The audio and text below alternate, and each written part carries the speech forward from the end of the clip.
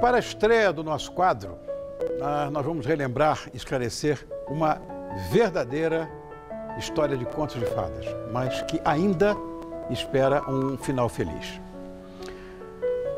O elegante e discreto neto de ingleses foi um dos mais influentes empresários do nosso país. Dono de uma fortuna imensurável entre os anos 50 e 60. A melhor companhia de aviação do país, na época, eu posso falar isso porque eu sou aviador, a Panair do Brasil, era sua. Assim como a maior emissora, ou pelo menos a emissora de maior projeção de televisão, foi a Excelsior, onde eu comecei, e a Comal, grandiosa empresa de exportação de café, e que nós, fomos plantadores de café, sabemos muito bem, num período em que o café valia praticamente ouro, sem contar na participação em outras dezenas de empresas, como a Rebratel, a Companhia Melhoramentos, o Banco Noroeste, enfim. Mas em pouco tempo a vida deu um giro e o seu império desmanchou. Desmanchou com a fragilidade de um castelo de areia, vítima de uma campanha de difamação, somado ao golpe de Estado de 1964, que o apresentou verdadeiros inimigos. E, de repente, ele se viu em ruínas. E, embora fosse um empreendedor de sucesso, ele foi rapidamente esquecido pelo Brasil. Será que você se lembra da história desse homem? Ele foi Mário Wallace Simonsen. E já que ele mesmo dizia que a verdade é como um sol, por mais que as nuvens possam cobri-la, um dia ela vai aparecer. Então, eu convido para contar a sua verdadeira história, a sua filha, Marilu Simonsen, o produtor e cineasta Ricardo Pinto e Silva e o jornalista e escritor Daniel Leb Sasaki. Boa noite, minhas crianças, muito obrigado por terem vindo. Mas vou ficar bem à vontade que eu era amigo do seu irmão, do Olinho, na época mais crítica da Excelsior, quando ele arrendou a Excelsior para o Antônio Saad. E como era o nome do outro? Era o Edson Leite. Alberto Saad, exatamente. E lá eu estava começando a minha história. Agora, seu pai, Mário Wallace Simonsen, foi um dos homens mais poderosos do nosso país. Ele teve 3 grandes paixões: sua mãe, sua família e o nosso país. O que alimentava esse apreço por essa coisa verde e amarela nossa? Bom, eu sempre me lembro dele me falando desse amor que ele tinha por esse país, e ele queria levar o Brasil a uma condição de igualdade, de competitividade, um mercado competitivo com a Europa, com os Estados Unidos. Talvez ele era muito sonhador e muito visionário. Ele tinha uma visão assim imensa para a época, porque era uma época que ninguém fazia trade, ninguém fazia essas coisas. Sim. E ele começou isso, quer dizer, mas ele tinha sempre esse amor imenso pelo Brasil e querendo levar o verde e amarelo para ser conhecido. Porque você deve bem lembrar que quando a gente ia viajar antigamente, falava, nós somos brasileiros, perguntava se a capital era Buenos Aires. Exatamente. Isso acontece nos Estados Unidos até hoje. Até hoje. Até né? hoje. Um pouquinho menos, acho que agora, né? Mas continua acontecendo, né? Uhum. E ele fez isso, entende? Ele chegou a fazer isso e de levar esse nome do Brasil bastante longe. Quer dizer, ele começou, o que ele começou realmente foi com a Comal, entende? A Comal foi antes da Panair e antes da Excelsior. Eu acredito, sinceramente, que o sucesso incomoda. Será que foi o sucesso que incomodou? Eu acho que o sucesso incomodou. Eu acho que ele cresceu muito. Eu acho que tinha, talvez, os americanos não quisessem que a gente deixasse de ter essa condição de país colonizado.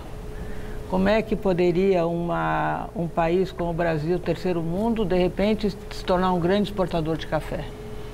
E foi aí que tudo começou, entende? Ele começou sendo um grande exportador de café. Ricardo, eu quero falar contigo que é produtor, cineasta, 30 anos. 30 anos, enfim. E está produzindo o documentário Mário Wallace Simonsen, Entre a Memória e a História, para lançamento em 2014.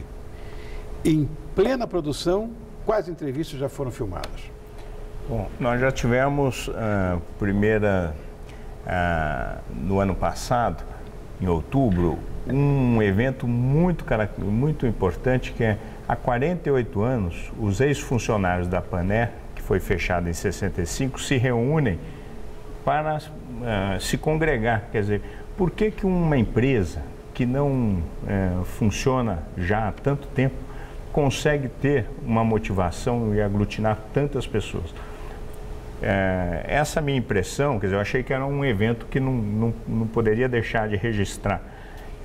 Foi a nossa primeira chegada lá e entrevistamos então ex-funcionários, o filho do ex-presidente da companhia,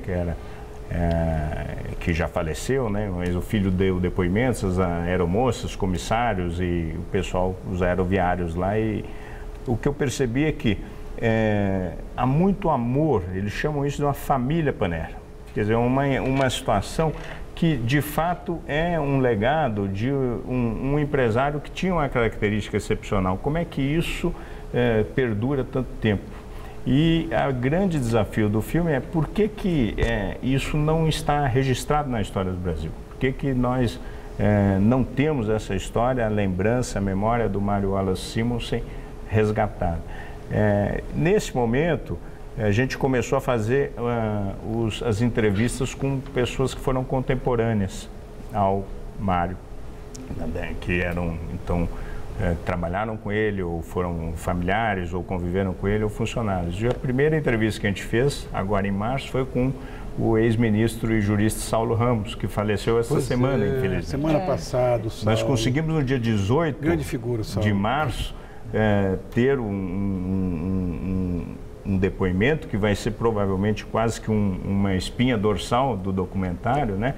Onde ele analisa todas essas circunstâncias comerciais e políticas que levaram à derrocada de toda essa grande obra do legado que ele construiu, né? E, coincidentemente, também conseguimos registrar com o Dr. Saulo um depoimento que foi apresentado 5 dias depois que nós gravamos na Comissão Nacional da Verdade, que acolheu o caso da Panair como uma das investigações a serem feitas.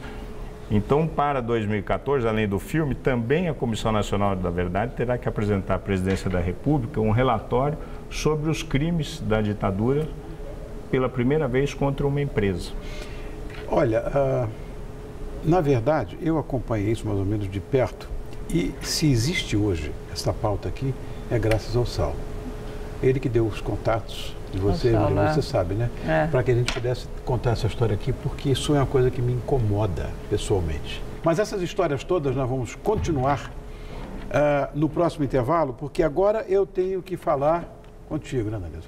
Vai falar do porquê do seu livro, do Pouso Forçado, do que levou ao fim da Panair, a Panair do Brasil, que foi o, sei lá, é o que existe mais emblemático, né? Mas que aqui acaba. Então, vou dizer, continua aí, porque já a gente vai continuar com essa entrevista com sabor de aula de história contemporânea, naturalmente, e nós vamos juntos entender mais sobre a Simonsen, essa família poderosa, riquíssima, que teve seu império desmanchado, como se fosse assim um vendaval batendo num castelo de cartas. Quer saber por quê? Então fica aí. 2 minutos eu volto para a segunda parte da estreia desse nosso quadro Famílias de Expressão. Mas não se esqueça que nós somos da mesma família, hein? Então nada se esquecer disso. Volto já.